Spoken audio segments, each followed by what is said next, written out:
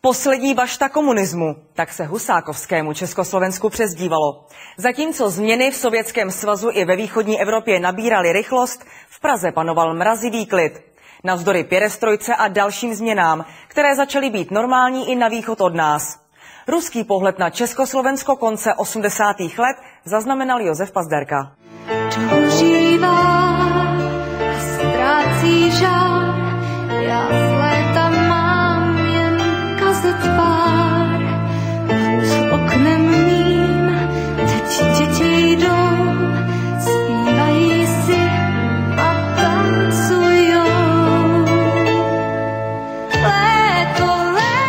Smrádek, ale teplíčko. Tak popisuje pocity z Československa konce 80. let Rus Igor Petrušin. V sovětských kasárnách v Olomouci pracoval ve vojenské bance, projel celou republiku a zamiloval si zpěvačku Ivetu Bartošovou.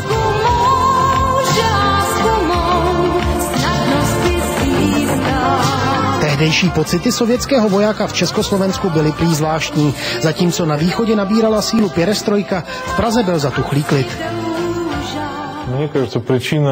Myslím, že za to mohla hlavně československá ekonomika. Problémy byly všude, ale Češi a Slováci si žili relativně dobře. V Sovětském svazu byly problémy daleko horší a proto se taky změny dávaly do pohybu rychleji. Lidi v Československu seděli v hospodách a moc jim vlastně nechybělo.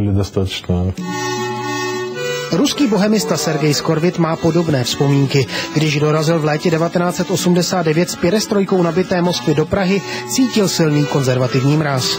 Upřímně řečeno, poprvé ve svém životě jsem se nestyděl za to, že jsem člen Sovětského svazu. Sergej Skorvit začal tehdy v Československu tajně shánět zakázané texty, aby je vydal aspoň v Moskvě. To bylo takové, tomto mráz přichází z Kremlu. To je prostě takováhle kopie. A to jsme pak propašovávali přes hranice, i když na sovětské tady straně by už snad bylo jedno, co to vezeme. Samizdatový mráz přichází z Kremlu vyšel později na pokračování v sovětských novinách. V Československu mohl vyjít až po sametové revoluci.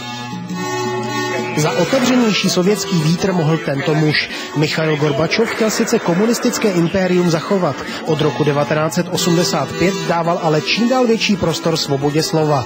Skalní českoslovenští komunisté ji doslova nenáviděli. Gorbačov ale trval na svém. V exkluzivním rozhovoru pro Českou televizi vzpomíná, jak ho Husák koncem 80. let opakovaně prosil o pomoc.